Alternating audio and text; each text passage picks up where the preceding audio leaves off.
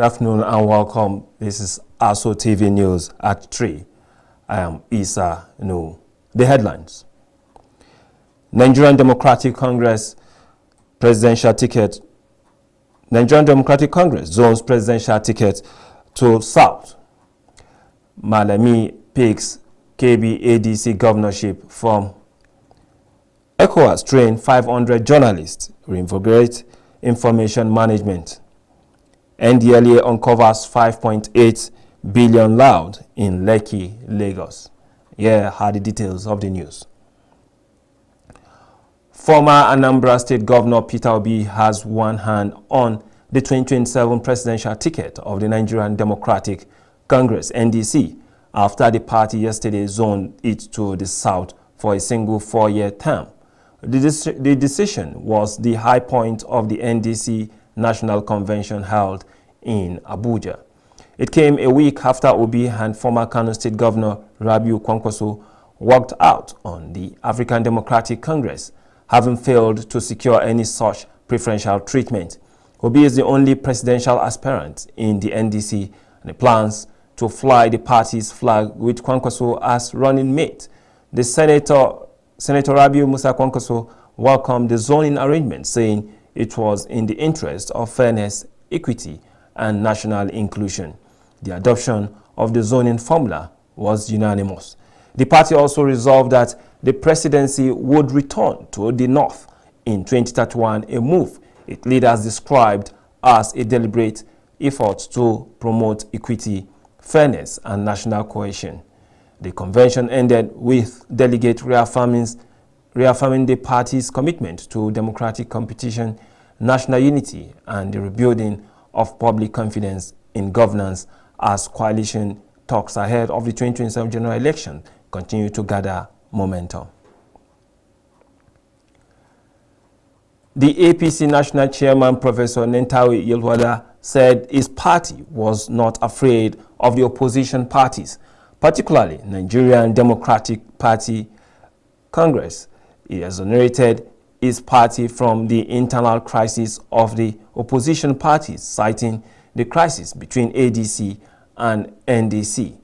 The national chairman said that all the by-elections ADC has won, none, and therefore APC is not scared of the opposition. He disclosed that even PDP has not done very well in terms of electoral performance. Nentawe mocked the opposition parties that performance is not a reality TV show nor radio talk show, but it is also field work during election. Professor Nentawe Yilwada was saying this when 17 legislators left APC to join NDC. He boasted that 31 governors are still intact with over 600 local government chairmen across the country. Professor Nentawe noted that APC is the most prepared, most outstanding political party that right now can face anybody on earth. A former Attorney General of the Federation and Minister of Justice, Abubakar Malami, has formally secured the governorship nomination form of the African Democratic Congress ahead of the 2027 Kebbi State governorship election. Malami, in a statement issued on Saturday on his social media handles, said he decided to join the race because he could no longer remain silent over what he described as worsening insecurity, poverty, poor healthcare, educational decline, and economic hardship in Kebbi State.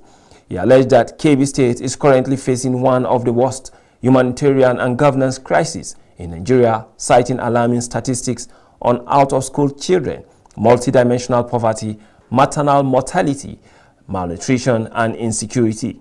The former minister also expressed concern over the condition of the healthcare sector, stating that maternal mortality remains high while many rural communities lack access to adequate antenatal care and other essential health services.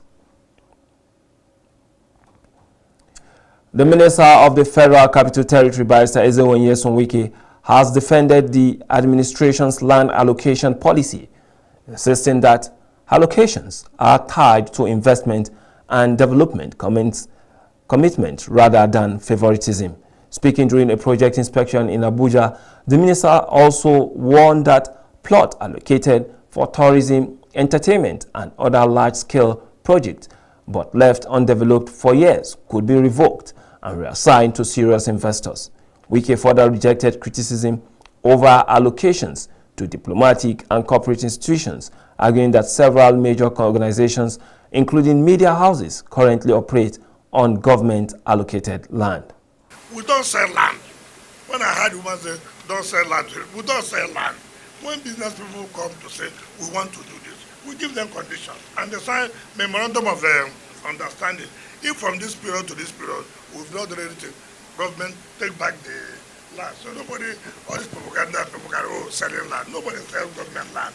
We only allocate land for individuals who want to develop, so those who want to go into mass housing, for those also who want to do one kind of business or the other. So it's good to clear this fact. Well, did I not say that I will not support your presidential candidate because you have broken the agreement or violated the constitution of our party? And that even though I'm not going to vote for or support your presidential candidate, in my state, the PDP will win the governorship election, will win the National Assembly election, and will also win the State House of Assembly election. And that promise was fulfilled. Those of them who are saying I couldn't have said so, ask them in their state. In Anambra, where Dan Olazu comes from, what's the position of PDP in that state today? Any one seat? No. Now, not even go to say, why are you going to support? You are coming out from crisis, a major crisis. Presidential election is not councillorship election. And you cannot say you want to contest for contesting sake. And you need to have time to put yourself together. You need to talk about the resources and logistics for you to be able to say, we are presenting a formidable team, or a formidable presidential candidate that can match the ruling party's candidate. I'm not doing support based on the fact that, oh, I'm not side of PDP. Even though I know we will not win, let it be that. But I don't do that. I'm a realist in politics. The person who picked the president aspirant is my friend.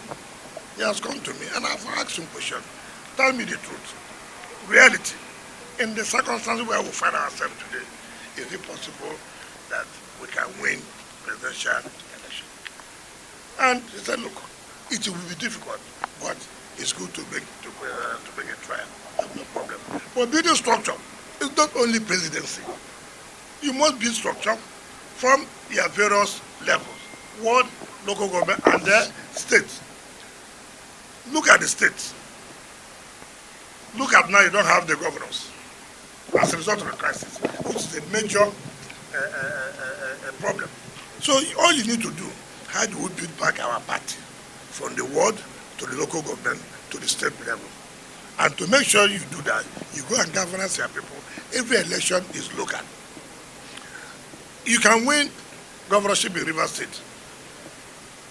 That same factor may not help you in another state.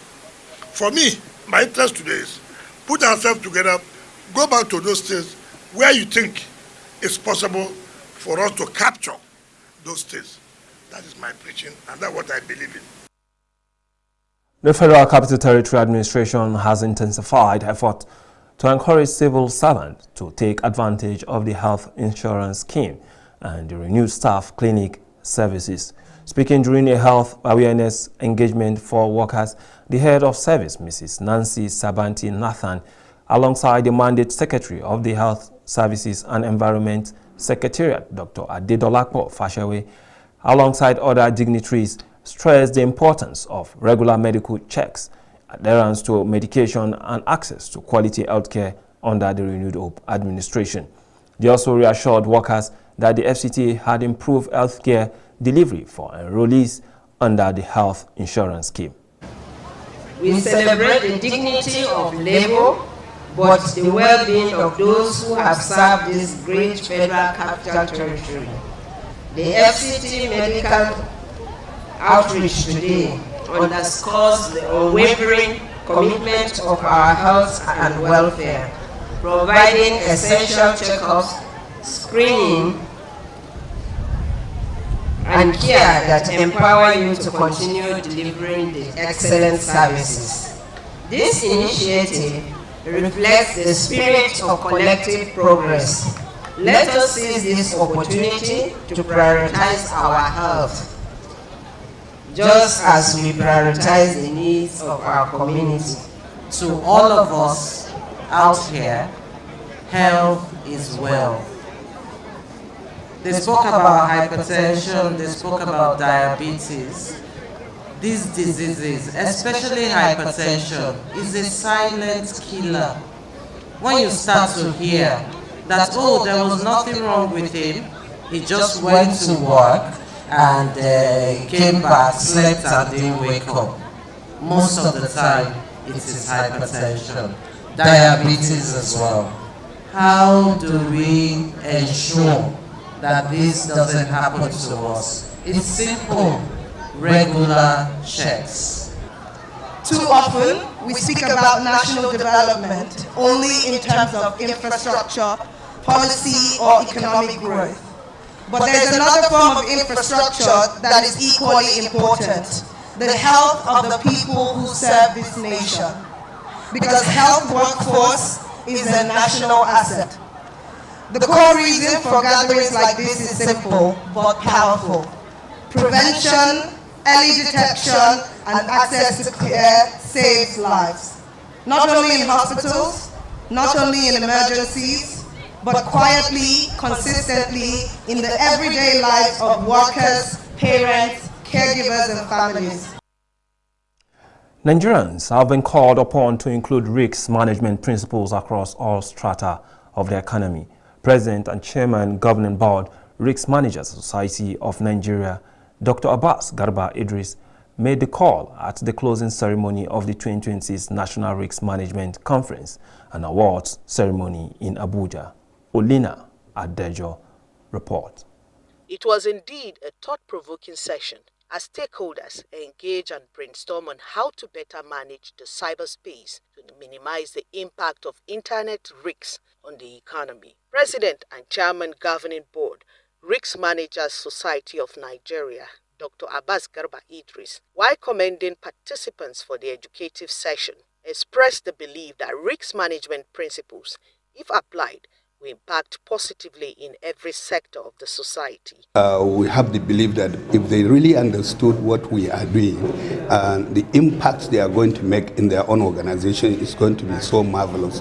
We are going to use the communique at the end of the conference and dispatch it to all the organizations to know what we have arrived at. And then it's not just sending this. We will ask those participants to follow it up step by step to ensure that it has been implemented in their own organization. Because by next year, we will ask about the outcome, the feedback. What has it impacted at the conference of last year in your own organization? Then we'll be able to know how we are going to build it up against what we have done this year. Also speaking at the event, Mrs. Rosalind Dalhatu from NIMED said the 2026 conference is apt, adding that it will equip participants with better knowledge of the current threats in risk management. Each and every one of us is affected by weather, and then there are risks associated with it. And my take home from this place is that what I've learned, I will align it to the strategies and the innovations which are already ongoing in the Nigerian Meteorological Agency, just like the theme for the WMO for this year, that's the World Meteorological Organization. It says, observing today, protecting tomorrow. So, and if you look at what we're learning here, we're looking at how tomorrow will be better. How, why, and how do we go about it? So it's been very, very inspiring. I'm inspired. I'm most delighted being part of this conference. In a paper, Cyber Insurance Frontier, Transferring Risks in an Uncertain Climate, Mr. Ekerete Olagam Ikom, Deputy Commissioner for Insurance, National Insurance Commission, NAICOM, represented by Mr. Abiodun Aregbike, Head Technology, Strategy and Research, NAICOM, noted that cyber risks is capital intensive and needs protection strategy. He called on organizations to include cyber insurance as a strategy to manage and reduce cyber risks. Cyber risk is no longer an IT issue. Cyber risk is a balance sheet issue. It is a national security issue, and it is a resilience issue. So risk managers must stop viewing cyber insurance as an IT expense and start viewing it as a capital protection strategy. In an uncertain climate, the most resilient economies are those that have pre-funded their recovery through robust transfer mechanisms. Other highlights of the 2026 National Risk Management Conference featured award presentation to deserving participants. Olina Adojo, ASO Television News. You are watching ASO Television News. You can watch us live on DSTV channel 392, also on StarTimes TV channel 127 and Free TV channel 507. We are also on the UHF band on channel 38. Still to come, military troops crash illegal arms factories in Plateau, recover AK-47 rifles and arrest gun makers. Stay with us for details of this and more after the break. Some things don't arrive, they've always been. Not for a day, for all of time. Until quietly something shifts. Moving from someday to now. Women are not honored in time. They are woven through it, shaping every story, every voice, every breath. We are because she is, and because tomorrow they will be. Welcome back. The federal government has called on the World Bank to expedite the approval and disbursement of project funds to Nigeria, threatening to cancel any of the loans delayed beyond 6 months. According to the Director of Press and Public Relations Office of the Accountant General of the Federation, Bawa Mokwa, on Friday noted that the Accountant General of the Federation, Dr. Shamsuddin Ogunjimi, appealed in Abuja during a courtesy visit by a World Bank delegation led by manager of the World Bank team, Trade Lane. It stressed that the need for the facilities are loans that the country is obliged to pay.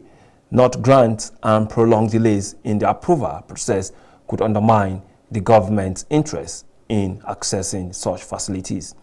The AGF emphasized that as a responsible borrower, Nigeria deserves timely consideration and processing of its funding request. Dr. Ogunjimi further informed the delegation that the OAGF has commenced action on critical issues earlier raised by the World Bank, particularly in the areas of public financial management statement and audit reporting. The National Association of Aircraft Pilots and Engineers, NAAPE, has warned that the ongoing shortage of Jet A1 aviation fuel is posing serious risks to passenger safety and airline operations across Nigeria. In a statement issued in Abuja, NAAPE President Captain Bunmi Ginde said persistent fuel supply disruptions are causing flight delays, route adjustment, and extended crew duties hours, raising concerns over fatigue among pilots and engineers. NAAPE called on the federal government, the Nigerian Civil Aviation Authority, NCA, the Nigerian Midstream and Downstream Petroleum Regulatory Authority, NMDPRA, fuel suppliers, and other stakeholders to gently address the crisis. The association also warned that the shortage is worsening financial pressure on airlines, with grounded aircraft generating losses while operational costs continue to rise. According to NAAPE, if the situation persists, more airlines may suspend routes and shut down operations, entirely leading to possible job losses across the aviation sector. Industry operators say aviation fuel remains one of the biggest costs for Nigerian airlines, with price instability linked to foreign exchange challenges and supply chain disruption. A 60-year-old man, Romanus Nwabara, was among 3 persons with disability arrested by operatives of the National Drug Law Enforcement Agency for drug trafficking during interdiction operations in parts of Anambra and Kwara State. This was made known by the NDLEA Director of Media and Advocacy, Femi Babafemi. According to him, based on the credible intelligence, Wabara was on Wednesday, 6th May 2026 traced to Akpaka Forest, Onitsha, where he was found with 250 grams of skunk in retail sachet. In Kwara, NDLEA operatives on patrol along Bode Sadu on Friday, 8th May, intercepted a commercial vehicle, and in the course of a search, one of the passengers, a PWD Usman Salisu, was found with 6.3 kilograms skunk concealed in a brown school bag. Operatives of a special operation unit in NDLEA on Friday, 8th May, raided a Lekki, Lagos mansion used as stash house where 4,000 parcels of loud, a strong strain of imported cannabis weighing 2,326 kilograms with a street value of over 5,815 million naira were recovered. The Chairman, Chief Executive Officer of the NDLEA, Brigadier General Muhammad Buba Marwa, while commending the officers and men, noted that their drug supply reduction effort balanced with wider sensitization activities. Troops of Operation Fansanyama have neutralized 3 suspected terrorists and recovered weapons and ammunition during an operation in Zamfara State. The military said on Thursday in a statement by the Joint Task Force Northwest spokesperson Lieutenant Colonel Aliu Denja said troops carried out a fighting patrol in Kaura, Namoda and Birnin Magaji local government areas on 7th of May as part of the effort to deny terrorists freedom of action in the area. He said the troops reportedly encountered armed men at Domborum village, leading to what the military described as a fierce firefight. According to the statement, the troops overwhelmed the terrorists with superior firepower, forcing them to flee after suffering significant casualties. The military said 3 suspected terrorists were killed during the operation, while troops also recovered 1 AK-47 rifle, 1 machine gun, and 1 locally fabricated handgun, 7 rifle magazines, and a total of 571 rounds of ammunition. The statement added that no casualty was recorded among the troops during the operations. Troops of the Quick Response Force QRF under Operation Enduring Peace have busted 2 illegal arms manufacturing factories in Vom, Jos South local government area of Plateau State, arresting 5 suspects and recovering a cache of arms, of illegal fabricated weapons and industrial equipment.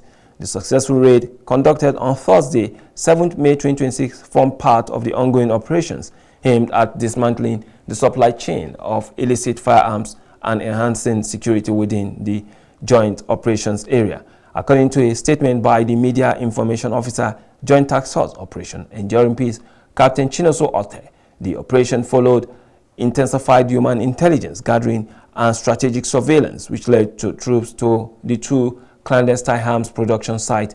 Captain Ote disclosed that troops apprehended 5 suspects who were allegedly caught in the act of fabricating lethal weapons during the precision raid operations.